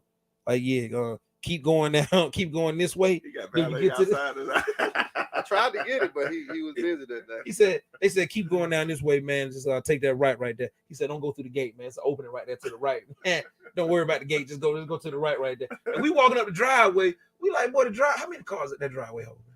Oh, probably a lot. 35. I'll say 30. I told him that driveway hold at least 35 cars, man. At least 35. And then I thought that was the neighbor house, but that's actually the garage. Yeah. But I get there, man, and he got the bar. The way the bar opens up to the like you almost got to have a function. Oh yeah. At the spot. Yeah. Because you walk in, the bar is open, and you can see the whole living room and everything. You just stop by and get a drink, man. And the food you had that night was so good. Oh yeah, it was. It's so good. The dessert you had that night was so good. It was so worth it. You missed out. man. Okay, let's talk about something else. No, let's talk about it. Because I'm gonna tell you something. I was sitting there with wife. I was like, man, we ain't gonna be able to make it. We got the kid. We already because we left the house at 11 o'clock at night. We probably got the kid about 12. We got there. That shit was jumping. Boy, you thought you was in New Orleans or something, boy. And beautiful scenery outside. Beautiful. Did y'all get married already? No, not yet. Well, that's it. How's that going? It's still on the still on the books. Still on the everything because you know you got how many baby mamas you got? Oh, I got 4 baby mamas. 4 or 5. Shit, 4 or 5. You know. He said, "Let me see." 1. Gave our man gravy this morning. So 3, 4. 4 baby mamas. Yeah. They all cool. Cool. Everybody get along. That cause Except you got one. We working on her. that cause that's the one that wants you the most. Yeah. That's what it is. That one that wants you the most. 40-foot ceiling, boy. I ain't gonna never see that in her lifetime again. That's what it is. Let me tell you that life, because the lifestyle you provide, that's one thing about you too. If she need it, you either got it or go get it. And that right there is a flex. No woman want to leave that. And to see another woman that's catering to your kids, catering to you. Because I was there with your current fiance and met her family. Mm-hmm. I'm like, boy, y'all about to create an empire.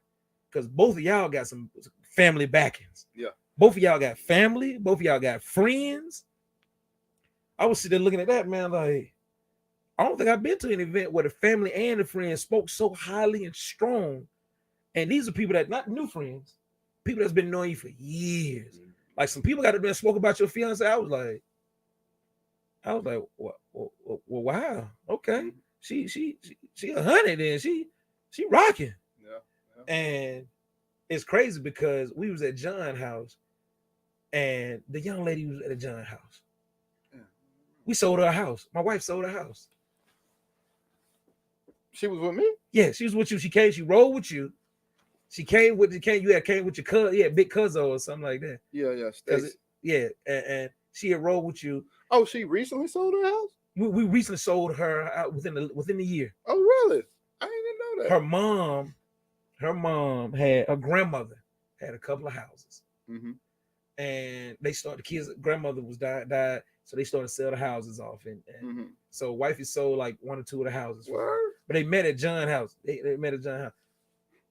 We didn't even know the chick that came with you was even kicking it with you, man. That's like because your attention was clearly somewhere else on somebody else. Yeah. And then you was like, man, I'm about to get married. I was like, that's the one right there. Not that, that's the one right there. Yeah. Because you told me she still had a key to the crib. Oh, yeah. One thing about the kid, you always want her to keep you. It's 100. You keep it 100. Even with the misses. Keep it 100. Oh yeah, she know it. She can't be with you, and I know what it is. Yeah. Then I came over there. It was a whole BMW outside. I said, "Okay, we call it." He like one of the kids, man. One of the kids. One of the kids, man. That white one. Yeah. He's like one of the kids, man. You know, it just is what it is, man. BMWs, trucks, cars, pools. 40-foot ceilings. You say that man ain't flexing. I'm flexing for him right now. Look. He is his own personal flex. What other way to flex but by that? But he don't say that. I'm telling you, when you pull up on him, first of all, he gonna keep an SUV that can hold all the kids. Oh yeah. I guarantee he probably drive it out there. What you drove today? I bought a new one.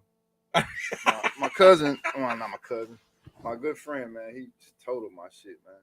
I paid for one. What? Yeah, I'm mad about that shit. I just went and got the newer model 2022. 2020. Suburban. Yeah, same Suburban. Yeah. I told you, keep a Suburban to carry the kids around. He can drive whatever you want, but most of the time, he in somewhere he can go pick them kids up right now. Man, I never thought that'd be something I'd want to have happen, but it just happened to us too. You know, somebody totaled my wife's car, so I get to go buy another one. Yeah. Let me tell you, okay, man, it has been a pleasure, man.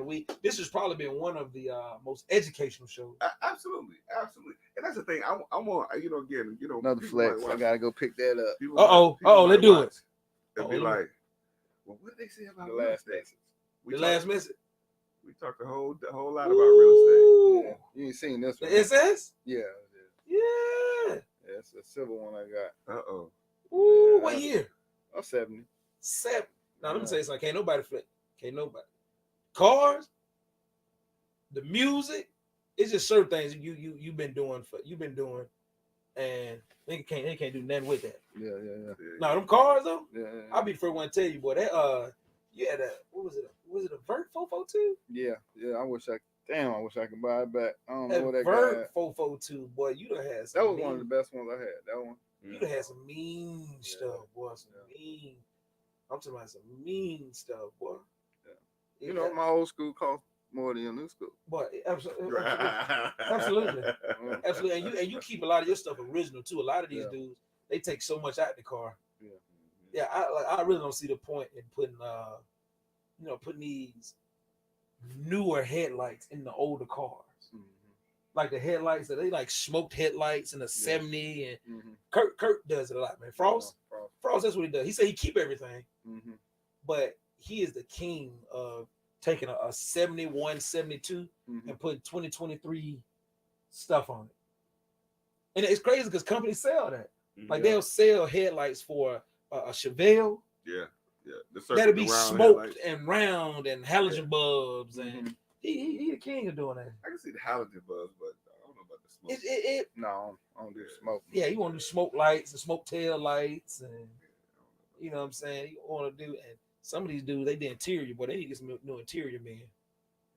Some niggas interior, boy, be looking leaky. For sure. Be looking, yeah. Some it's hard to find some good ones, man. They be wrapping anything like they literally be taking leather and just putting it on the box and stapling it. You know, they don't want to go pay Jawan. Ooh. Yeah. What you want to do the interior? Good to get a good 10? Interior. 10 to get interior 8 to 10. That's about right. Wow. I would say. Wow. More than most people cars. Is that the seats and the floors? Yeah. And the dashboard? Yeah. Really? Maybe not the dashboard. I mean, unless you want like a custom dashboard or something like that. I mean, but like what? Oh yeah, they'll wrap it. Yeah, wrap it. Okay, they wrap it. Yeah, the leather, whatever. LS swap. Who doing that? My man Murphy out in Douglasville. That's who I mess with. He go LS swap. I'm learning all this stuff. You know, I mess with Mike Tire King. Yeah. I be up at Mike's shop. Let me tell you something. I go to Mike's shop. I get lost up there, man, because if I feel like being like I'm at Kendall Road again. Yeah. I feel like I'm on Kendall Road. Where you shop at? Mike's shop. Lithia Springs. Okay. Shout out to my boy Mike Tire King.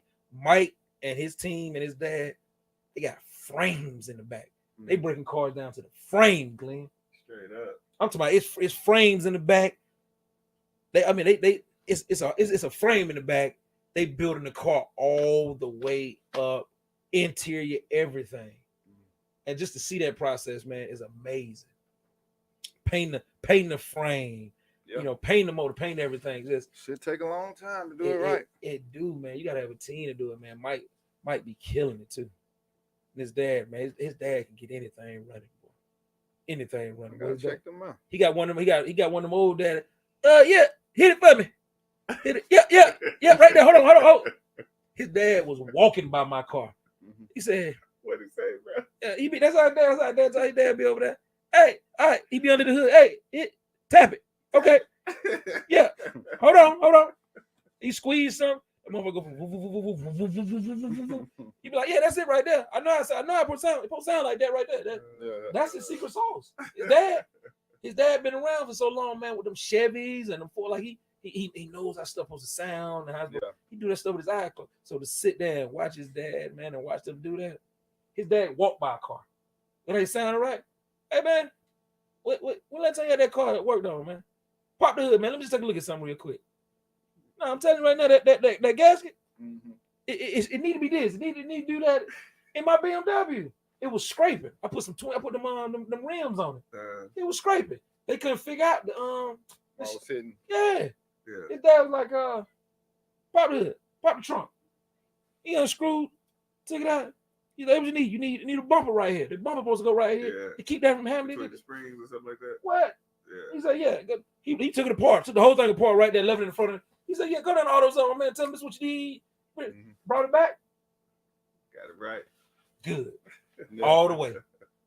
He's just old school, but he our type of people. Yeah. Hey, you go over there, man. You probably have a field day with Mike. You probably have a field day, man. Because when you talk the language, you speak the lingo, and he got a bunch of cars over there where some of them guys, man, be getting jammed up, man. They be leaving them cars. They be like, all them. That's how you get them. Every time I go, he going to do short sale on cars. That's exactly what they doing. Hey. You know, they owe 15 on it. They need the 15 right now. Yeah. Like, boy, I give you 11 for it. Right. Might be like, man, you don't need no more than this right here. This right here. You know, do this right here. Like, you give him 11, man. Plus me another 65, man. You got 17. Car done. Yeah. I be going over there, man. The car be sitting on nothing. Straight Rucci steering wheel, leather done. Like, what? He's like, yeah, he doing this with, man, but he got jammed up, man. He been gone about 4 months. So you bought cars from places like that? You know, like a short sale on the car too? From homeowners. I mean, from car owners. Yeah. Oh, okay. You know, every now and again I miss out on the deal. You know what he's describing, where somebody get jammed up, they get locked up, and you know they gotta sell their stuff.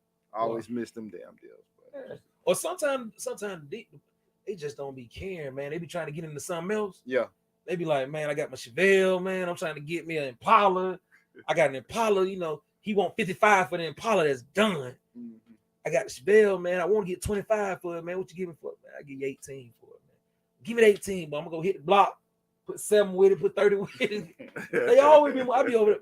I take my son with me. I take Ari over there. Yeah, he be amazed. Yeah. We're gonna go rap, man. I gotta go pick some kids up. What So Kendall, do you teach this stuff, man? The short sale stuff? Hopefully, man, this year, man. I need to get off my ass and just, you know, put my product out there, put my face out there so people know that, you know, I'm him, you know, as it relates to the short sales and pre-foreclosures and, you know, do what I do. Because I can be the best in the world at it, but if nobody know me, that's what I hear. That's what I hear. Yeah. All right. Well, look, man, hey, we might have to talk about that. Please do. We'll have to talk about putting that out there for you. But listen, how do folks get in contact with you, man? So let me ask you a question. If someone wants to know, how do I do a short sale, or what's the process, or can I get the paperwork? Is that something that you help people? Definitely. For starters, for anyone who's listening to the sound of my voice, all you got to do is go to shortsalemastery.net, put in your information. It'll come to me, and you know you can learn while you earn while you learn. You know, if you want to really do the short sale, because it's a lot of moving parts to a short sale. But you know, as you could hear from stories I've told and stories that Luron has told, I mean, you know, it's all about timing. You know, and if you know how to work through the timing and shorten that timing that it takes to do a short sale, you'll be very successful if you follow somebody and learn from me. It's all about who you learn from. Real talk. And look, specifically, make sure they learn from you. From me, that's great. Kendall, Luron, Rouser, Shortsale Master. The master. Who else at Shortsale Master. You can also reach me at 404-454-7930. And once again, shortsalemastery.net. That's what's up. Take us on home, Brother Ron D. Man, I want to thank everybody, especially people that's texting me right now, telling me to sit up. I'm actually just chilling. I would chill. I got people text me trying to sit up. Let's sit up. I'm actually losing weight. Every time I come on camera, I saw I had to drop down some weight because I'm like, boy, this I know. Look, that's camera just showing everything. Boy, Yeah. I'm being sexy though. That means in Africa, you know, this means wealth. Exactly. That's what it means, wealth. But and the next comment gonna be, you ain't in Africa. You ain't in Africa, right? So I want to thank everybody, man. More than anything, I want to thank Andrew Gervey Law Firm, man. Come down here, get your closings done. My wife actually has a closing here in about an hour, so get on down here and get that money because I need it. We got I got my wife, my mother-in-law, and Mother's Day, all of their birthdays and mothers in the same month here. So May is, and my son. Wow, your son's birthday this month? Yeah, my son, the same day as my wife, 5/25. Wow. My son's birthday is the 13th. Yeah, my daughter's was the 9th. Wow. So, let me tell you, you got 8 kids, man. Ain't 12 months in a year. Yeah. I know. Boy, you every month, even if it ain't a month, you ain't buying something. You need to get ready for the next month. Yeah. You get ready for the much. And how many kids share a birthday month? Just my oldest daughter, my oldest son. They share a birthday month in May. And everybody else got a separate month. Yeah. Everybody right, 8 kids, 2 share. You want to share? Okay, yeah, gave me 12 months in here. So yeah. So you got about 9 months. About 9 months. Look, that 9th month, probably the holidays are coming up. Yeah, the holidays coming up. Rotation. But again, Andrew Gervey, our light-skinned brother who does closings here. want to thank you guys for tuning in. Hope you guys laugh. You got some education out of this. Definitely follow Kendall, man. Shortsale Master. Let me tell you something. I don't care what he's selling. Buy it. Buy it. I don't care what he do. Wherever he at, go meet him. Go link up. I want y'all. Don't miss that. This man said he got a house for $5,000 that he put on the market for $99,000, and that's without even doing anything to it. Don't miss that part. Need Ron D, what you got going on, man? Man, let me tell you something, man. We've been having hella success, man, right now with the $900 text to 10K. So we putting everybody in our software. Copying it. Yep, there it is.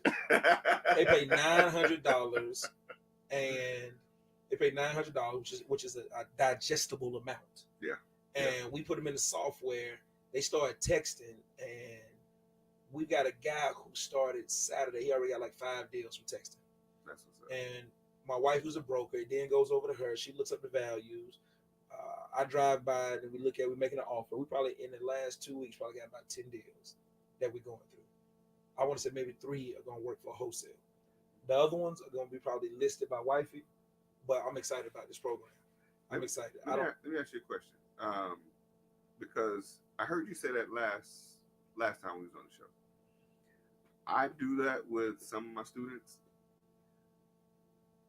I want to talk about a possible collaboration. I'm putting it on there, possible collaboration. I do that with some of my students, but I don't really have them invest that part.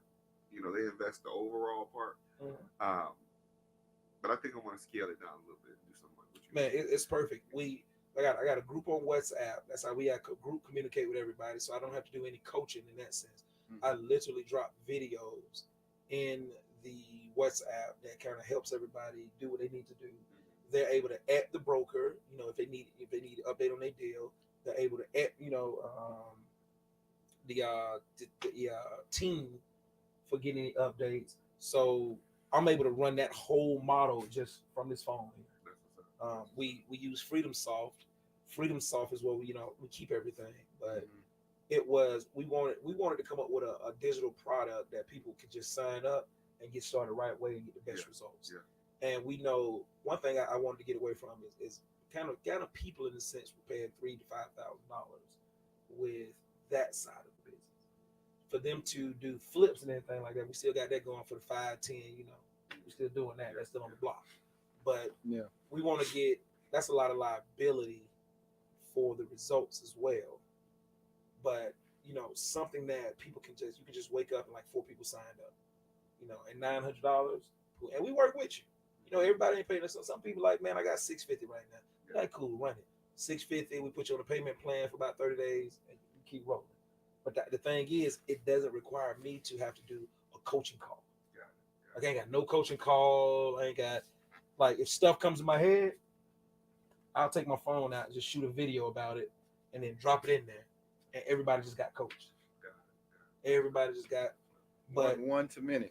One to many, yeah, absolutely. And they're coaching themselves in kind of a in that group, because they say, hey, I went by the house and said this. What do you do when you do this? Do we have the contract? Okay, here's the contract. Contract is in the document. They can click right there. They can click in WhatsApp. Document comes up. They can go get a contract signed. And they can drop that document right back in WhatsApp. Now we got a contract. So we are digitally moving people around and giving them opportunities for an affordable price that doesn't require me to have to be so involved.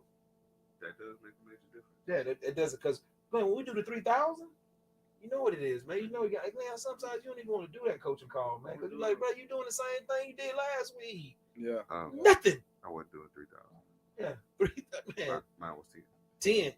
I did 10,000, but I tell you, even with the 10,000, man, it's still. No, you're right. Still Nobody moves. Nobody moves. Like you need them to move.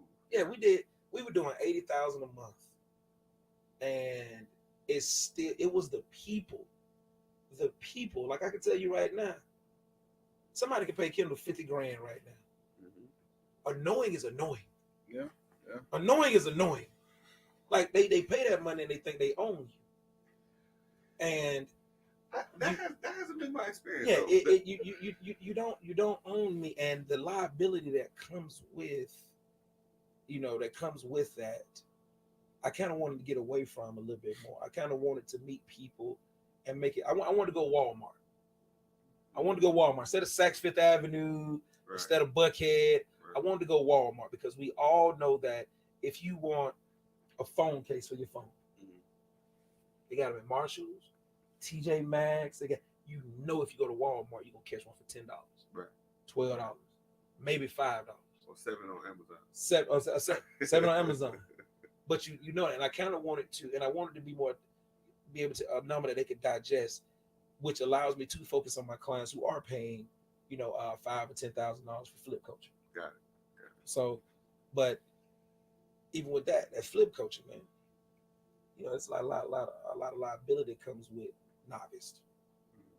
So, yeah, I got a little bit of that going on myself. Yeah, you got because you know, it gets scary for them. You know? Yeah, it is very scary, and I'm gonna tell you, anything that goes wrong with that project is your fault. Yeah, it's your fault. Ultimately, yeah. You chose to work with that person. Yeah. It's like telling your son to drop a transmission. You like he dropped the transmission literally. You like, bro, it's your fault. This man don't know you're not supposed to do that. Right. He don't know you're supposed to drain the oil before you put more oil in it. He thinking like, shit, the oil gone, ain't it? You need an oil change. Right. Put that new oil on top of the oil. On top of that old oil, man. It's all oil. It's all oil. So if it ain't oil, it's oily. So ultimately, that becomes all of your that becomes. So my wife and I, we made a conscious decision to invest and do only things that we can run from our phone. Real time. That can be automated and ran from the phone. I'm 42. By the time I'm 45 or 55, kid in college, traveling, everything set. You know, everything's set up. We're gonna sell the house we in right now, take the equity, build some cash, no mortgage, but we're gonna travel. We're gonna stay out of the country, stay in Belize for 2 months. We're gonna that's gonna be the last of our days. The kids meet us in Belize. Yeah. I'm going to do speaking just because I'm a talker, so I'll do speaking, $15,000-$25,000 a pop. I will train on real estate, but it's always going to be an affordable product. Think about Facebook. That shit is free. It always has been. It is free. Yeah. But it's probably one of the biggest businesses ever in the company. It's free.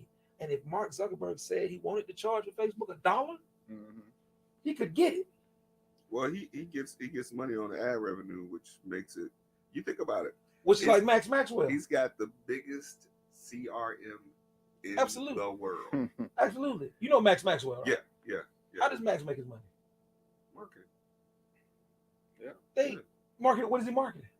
Other people's products. Prop screen, all of that. Yeah. He told me and Cole he made like 300. That was my point. That's my point. Yeah. If you had to look at Max, man, one thing I had to look at with Max, man, he did it sooner than later. And now that he's doing it, the life he's living right now, is he gonna be a billionaire? Maybe if he keeps going on, but the life he's living right now, right? He's living a real residual life. Yeah, right. And you got to really give him that. Okay, $300,000 coming in a month, whether you know, at his age, what can he not do? Real talk. What can he not do? His peace of mind every day, and all he did was stay consistent in the digital space, built it up to now where they like, hey man, we just gonna cut you a check every month. Yeah. $80,000, 80 good, 80 good, 80,000 good, cool. Just that's actually where I want to be ultimately, in a space where it's just all on me, digital, affordable digital, because he's selling products that are affordable. Ain't nothing. Max ain't never asked nobody for, I don't think, $10,000 or $3,000. He never had a course, anything for. Well, what he did though, and this is the thing that oftentimes a lot of people miss. What he did that was ingenious is he came out the gate marketing, swinging. I'm gonna tell you, I watched Cody Sperber, Preston Ely. People probably don't remember that name because they've been out around in a while. Preston Ely, Max Maxwell, and a lot of these other guys followed their blueprint. They came out marketing. They probably weren't even doing a whole lot of deals. They came out marketing. The marketing brought the clients that paid for the deals that got them the money to continue to do more marketing. Absolutely. And that marketing, like Max Maxwell, he came out marketing. He built a following, and in that following, if he clicks a button and say, if he got 100,000 followers or 200,000 followers, and he says, use this program because this is what I use to do this. If he get half of those people or 10% of those people to invest in the product that he's promoting, and he gets a residual of 30, 40, 50 per person. That's my point. That's the thing that we need to do more of in what we do is marketing. And he's and again, he's not asking people for a $10,000 course or a $5,000 course. Nobody's came on and said Max was a fraud or he wasn't doing what he was doing. He just really got into a digital space. Yeah. He just really got into he just 90% of his money is affiliate marketing. Yeah, it's affiliate marketing. So people ask me with the sunglass company I got, Ross Sunglasses. They just posted an ad with me on. They paying me. Yeah, I'm gonna keep on. They sending all my NFL guys on my sports side. They sending all them sunglasses. Wow. Yeah, they sending all them sunglasses. So everybody about to get Ross sunglasses. People don't even know who Rashawn Williams is. No bull. No, he is a part owner of the Hawks. I just had a conference call with him. He got like six digital spaces companies that he's involved in. All that's actually where we should be. That's where I'm going, man. That's what made me do it. I'm gonna tell you no lie. For me to go from charging people $3,000 to $900, and it was crazy. But then once you start getting 5 or 6 people signing up, you made $6,000 this week, you made $3,000 this week, and it's only gonna grow from there. It's a number and you gotta attach something that they actually can use, something they can realistically be successful in. Yeah, we're gonna focus on getting the houses, selling the houses. That's where our money's gonna come from, right? It's lead generating, and my wife both need lead generating.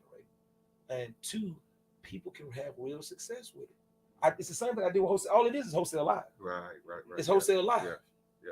Gotcha. So I took a part of your blueprint from there. I would keep it 100 with you. I took a part of your blueprint for some of what I'm doing now. Yeah. Like even with the texting. Like I said, it's something that I've tried with a few of my clients, and it's gotten a little bit of success. But I haven't expanded on it. Man, So now that you gave me some more sauce on what you're doing, I'm coming for some more of your blueprint.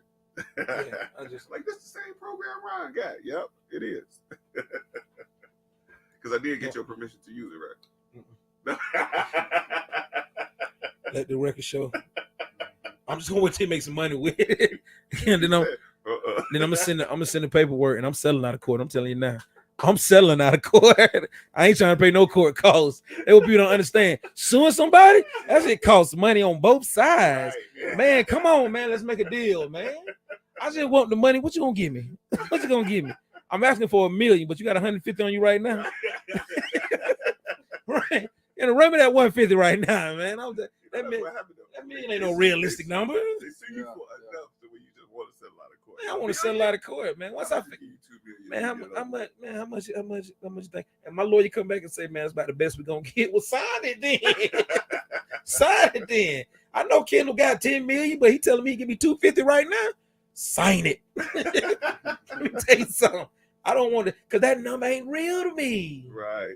That number ain't real. That number, no business person sues for an amount and feels like that's a real number. You always go above the real number, and then the real number comes. You like, that we can get 500. I think we can. Yeah. Say 500 then. And then your attorney comes back to you and says, 500 is the number. You know what? Let's meet them halfway. Let's go 250. Yeah. I go back to my attorney. They saying 250. All right, so we know 500's out there. See if you can get 4. They come back and say 300. All right. Then put 50 more on it, man. Let's get it done. But if you're smart, every time them attorneys making that call, that's 10,000, 15,000 in their pocket right there. So let's settle in the middle somewhere. Yeah, and if you got an attorney like my attorney, you better understand, boy. You get what you get. You get what you get. You get what you get, boy. You get what you get. You see my uncle around here doing his thing, boy. 25% lawyer. Yeah, bro. All right, let's do this thing, man. And I'm out, man. The kids calling me. The people. I'm supposed to have been at the house already. Thank y'all for coming out. This has been a great show again. Hope y'all get the nuggets. We're gonna have to, make sure people get this information, man. Because Kendall, thanks a lot, man, for sharing. Oh man, thanks for having me. And I want people to get really the nuggets that you shared. We talked about a lot of different things. Mm-hmm. You gave the specifics on what short selling was, but I want people to get what's coming out of this show being uncensored. Is that we have a vast conversation, but it covers a multitude of things that people might not ordinarily get in us just saying, this is how you do this. This is a short sale. This is how you do this. But what is the real life stuff that comes in the midst of all the things that you build and doing what you're doing? And bringing your kids to closing, people might not know how valuable that is. Yeah. You see, so that's why this platform that we're curating, and we're still curating, is for those people. It's an SAT word, curating. Those that graduated. Look, I always got to drop one. Yeah. I never took an SAT. I don't even know what it looked like. Yeah. But yeah, this particular platform is for us to reach into the minds of those people who say, okay, I know what wholesaling is, and I know how to do it, but what are some of the specifics around, like, what am I going to run into a title issue? Am I going to, like, what if I don't have what am I going to do with my kids if I got to go to a closing? Yeah. You see what I mean? Take them jokers with you. Yeah. You see what I mean? Like I did. Right, exactly. And these are the things that we want to make sure people understand in what we do. This is real life real estate investing. And this is the Uncensored, where we break it all down. And with that being said, anything you want to share before we go, man? Stay healthy, be blessed, and love life. Real talk. All right. We out?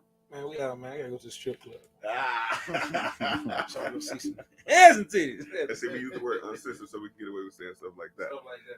Thank y'all for coming out. God bless you. Good night. God bless you. Good night.